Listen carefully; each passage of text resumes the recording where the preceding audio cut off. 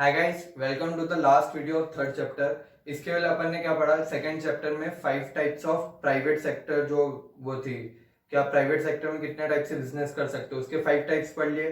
फिर अपन ने public sector में 3 टाइप से बिजनेस कर सकते थे, वो अपन ने पढ़ लिए। अब जो लास्ट टॉपिक इसका क्या है? लास्ट टॉपिक है जॉइंट वेंचर और एक है पीपीपी, मतलब पब्लिक प्राइवेट पार्टनरशिप। ठीक है, अब अपन इस पे आते हैं। अब जॉइंट वेंचर जैसे नाम से ही पता चल रहा है क्या है, जॉइंट और वेंचर। जॉइंट मतलब दो जने साथ में मिल रहे हैं, 2 या 3 जने साथ में मिल रहे हैं। वेंचर मतलब एक ऑर्गेनाइजेशन या कंपनी है, वेंचर हो गया। ठीक है, तो जॉइंट वेंचर मतलब जब 2 या 3 2 से ज्यादा जो कंपनीज है ना, वो आके एक नई कंपनी बना रही है, तो वो क्या हो जाती है? Joint venture. इसका मतलब when 2 or more firms join together to establish a new enterprise, मतलब 2 या 2 से ज्यादा अगर फर्म्स मिलके एक नई एंटरप्राइज बना रही है, तो वो क्या हो जाती है? Joint venture. ये एक टाइप की क्या हो गई? पार्टनरशिप बिटवीन 2 एंटरप्राइज, मतलब 2 एंटरप्राइज बड़ी बड़ी जो कंपनीज है, वो अगर 2 जने मिल रहे हैं तो वो क्या हो गई? पार्टनरशिप, वो जेवी हो जाती है, मतलब जॉइंट वेंचर। अगर 2 इंडिविजुअल मिल रहे हैं तो वो क्या हो जाती है? पार्टनरशिप। और अगर वैसे अगर 2 कंपनियां मिल रही है या 2 बड़ी बड़ी फर्म्स मिल रही है, तो वो क्या हो जाती है? Joint venture. ये एक स्पेसिफिक टाइम पीरियड के लिए रहता है, या फिर एक प्रोजेक्ट के लिए कि अपन ये प्रोजेक्ट करेंगे साथ में, उसके लिए जेबी बनती है। फिर कंट्रीब्यूट कैपिटल एंड मैनेजमेंट, ये क्या है? कैपिटल में कंट्रीब्यूट करते हो, मैनेजमेंट उस काम के करने में भी हेल्प करते हैं दोनों कंपनी। अभी जैसे अपन अब जॉइंट वेंचर के एग्जांपल देखें, तो सबसे कॉमन सबसे ज्यादा कौन सा होता है? हीरो होंडा, जो सबसे पहले जो बाइक लाया था इंडिया में, है ना, हीरो होंडा। हीरो कहाँ की है? हीरो इंडिया की एक साइकिल कंपनी थी, पहले हीरो की साइकिल्स आती है ना। और होंडा जापान की कंपनी थी जो जापान में ऑपरेट करती थी। अब जापान ने क्या सोचा, मेरे को इंडिया में मेरा बिजनेस चालू करना है, पर इंडिया का उसको ज्यादा नॉलेज नहीं था कि यार कैसे चलेगा, कौन मार्केटिंग कौन करेगा, सेल का इतना पूरा कौन देखेगा। तो उसने क्या, हीरो के साथ हाथ मिलाया, उन्होंने एक नई कंपनी बनी, वो क्या थी? हीरो और होंडा। फिर हीरो होंडा ने मिलकर क्या करा, दोनों ने साथ में बाइक बनाई, तो उससे फायदा क्या हुआ कि जो जापान वाली थी उसको इंडिया के मार्केट में सेल करने का मौका मिल गया। और जो इंडिया वाली हीरो कंपनी थी उसको क्या हुआ कि यार वो पहले सिर्फ साइकिल के इंडस्ट्रीज में ही इन्वॉल्व थी, अब वो क्या हुआ, वो अब बाइक इंडस्ट्रीज में भी आ गई।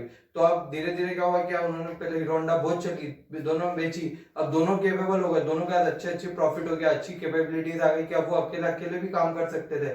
तो फिर उन्होंने क्या करा कि दोनों ने अलग अलग हो गया, अब होंडा की भी अलग बाइक्स आती है और अब हीरो की भी अलग बाइक्स आती है। ठीक है, और अपन सेकेंड एग्जांपल क्या ले सकते हैं? मारुति सुजुकी। तो मारुति का एक कंपनी है, मारुति इंडिया की कंपनी है, सुजुकी वहां की है, सुजुकी भी शायद से जापान या कहीं की है। हाँ, सुजुकी भी कहा कि जापान की कंपनी है। तो जापान की सुजुकी थी, उसके बाद इंडिया मार्केट में आना था उसको, और मारुति का इंडिया की कंपनी थी पर उसका इतनी टेक्नोलॉजी नहीं थी।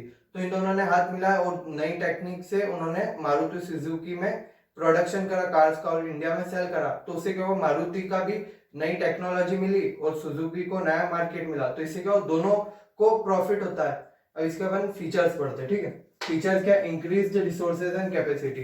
इनके क्या हो रहा है? रिसोर्सेज इंक्रीज हो रहे हैं। जैसे अपन ने पढ़ा क्या, जो फाइनेंस था, दोनों फाइनेंस भी लगाते हैं, तो ये जो नई कंपनी बनती है इसका रिसोर्सेज ज्यादा होते हैं और कैपेसिटी भी ज्यादा कैसे होती है कि दोनों के मतलब जिसका अच्छी जो एडवांस मतलब जो जिस फील्ड में अच्छा है वो अपनी वो चीज दे देता है। जैसे जो उस मार्केटिंग में अच्छा है, बोले हीरो के वाले मैं मार्केटिंग अच्छी कर दूंगा इंडिया में, तो वो चीज हीरो संभाल लेगा। प्रोडक्शन होंडा अच्छा करता है तो होंडा प्रोडक्शन संभाल लेगा, तो उससे क्या कैपेसिटी इंक्रीज हो जाएगी। सेकंड क्या? Access to new market and distribution network. इससे क्या हो रहा है कि यार एक कंपनी जिसको एक नया मार्केट लेना है ना, नया मार्केट में एक्सप्लोर करना है, तो वो क्या करती है, वहां की एक कोई कंपनी ढूंढती है जो उसके साथ ज्वाइंट वेंचर करे, और वो दोनों मिलके कर लेते हैं। वो साथ में क्यों करते हैं? क्योंकि जो दूसरी कंपनी है, जो बाहर की कंपनी है, उसको आइडिया नहीं कि यहाँ पे कस्टमर कैसे हैं, मतलब कैसे ऑपरेट करेंगे, ये सब आइडिया किसको रहता है? होम जो कंट्री में कंपनी है उसको आइडिया रहता है, तो एक कोई होम कंट्री वाली कंपनी को पकड़ते हैं और उसके साथ ज्वाइंट वेंचर कर लेते हैं। उससे क्या होता है कि यार दोनों को प्रॉफिट भी हो जाता है और जो बाहर की कंपनी है उसको नया मार्केट भी मिल जाता है।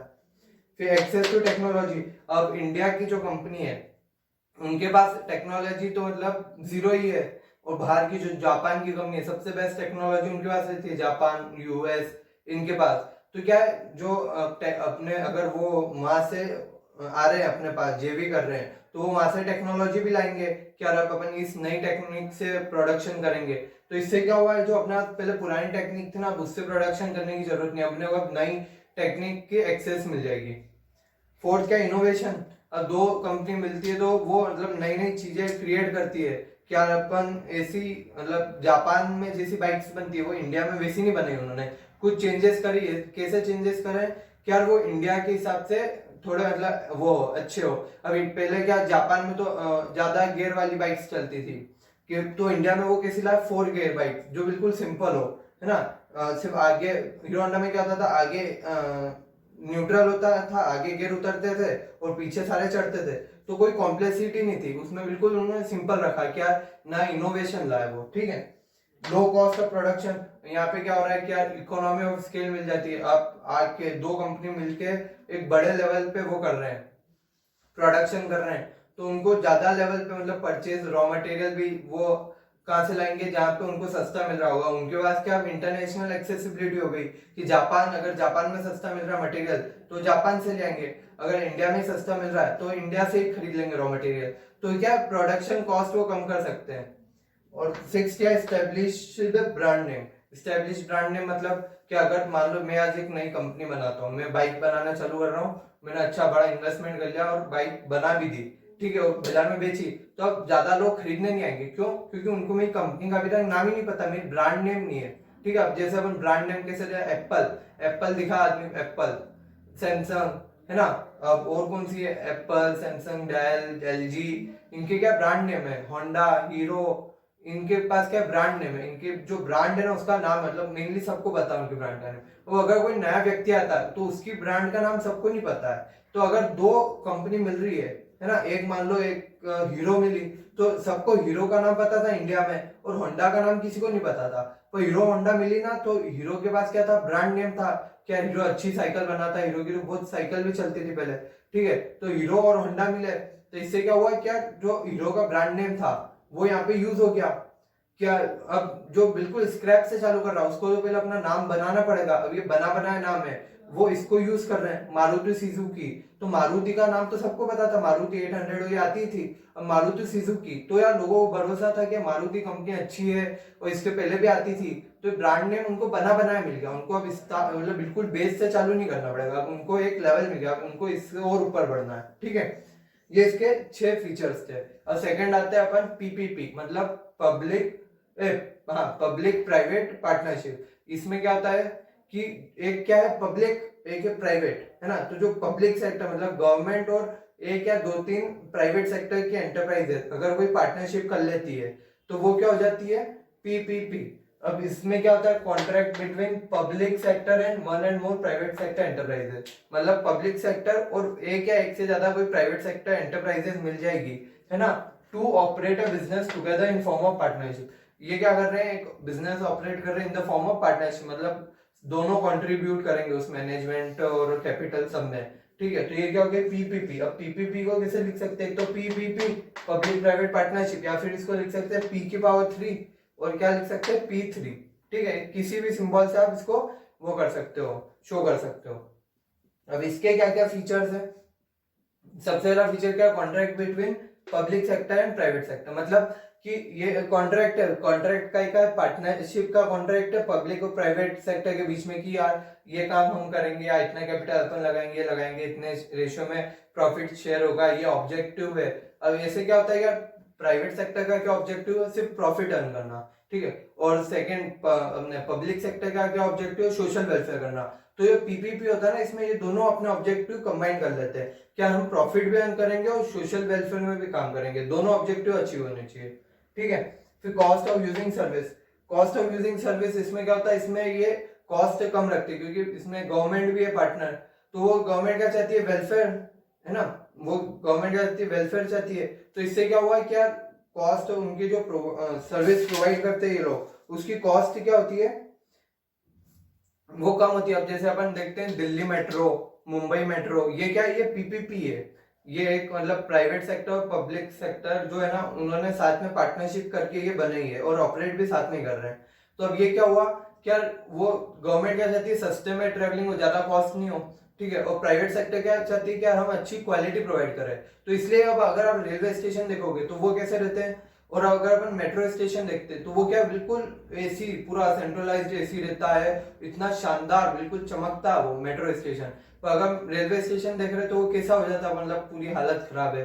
तो ये एडवांटेज रहता है कि अगर आपने प्राइवेट सेक्टर के साथ करा है तो प्राइवेट सेक्टर आपको पूरी वो देगा, क्या क्वालिटी प्रोडक्ट देगा, है ना। और जो पब्लिक सेक्टर का ऑब्जेक्टिव वेलफेयर, वो भी दोनों अचीव हो जाते हैं उस केस में।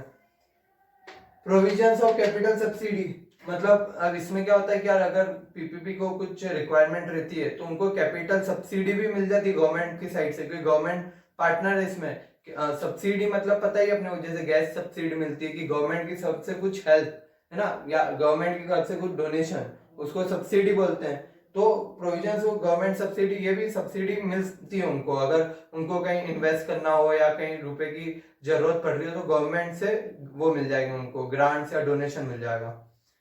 Pertaining to high priority projects and welfare, public welfare, मतलब ये काय को जरा मतलब प्रीफर करते हैं क्या, जिसमें high priority projects and public welfare, मतलब ये कौन से प्रोजेक्ट पे फोकस करते हैं जिसमें पब्लिक की वो हो, रिक्वायरमेंट हो, मतलब जो जिससे अपन पब्लिक को हेल्प कर पाए, है ना। मतलब सोशल वेलफेयर हो क्या main objective, social welfare with profit.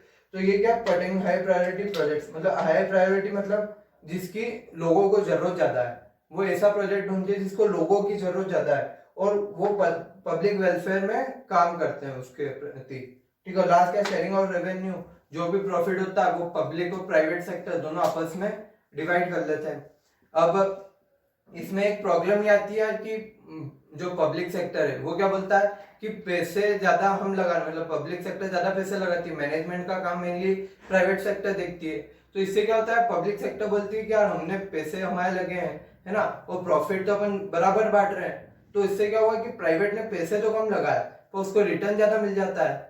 तो वो कभी कभी कॉन्फ्लिक्ट हो सकते हैं उनके बीच में, है कि तुमको जितना मतलब नॉर्मल बाजार में अर्निंग होनी चाहिए, मतलब बाजार में रेट क्या चल रहा है, 12% चल रहा है, 12% चलता है इंटरेस्ट रेट, और अगर अपन बैंक में एफडी कर रहे हैं तो 8% ही मिलता है। तो गवर्नमेंट क्या बोलती है कि जितना रिस्क फ्री आपको इंटरेस्ट रेट बाजार से मिल रहा है उससे ज्यादा आप कमा रहे हो पीपीपी से, पर इसमें रुपए ज्यादा किसके लगे हुए हैं, हमारे पब्लिक सेक्टर के लगे हुए हैं। तो कभी कभी कॉन्फ्लिक्ट होता है, वो एक प्रॉब्लम है, पर वो मेनली कोई मतलब इतनी बड़ी प्रॉब्लम नहीं, मेन इतने सारे एडवांटेज है इसके। तो ये बहुत सारी जगह अपने को देखने को मिल जाता है पीपीपी, ठीक है। ये आज अपना 3rd चैप्टर खत्म हो गया है। अब नेक्स्ट अपन 4th चैप्टर कल से चालू करेंगे, ठीक है। Thank you.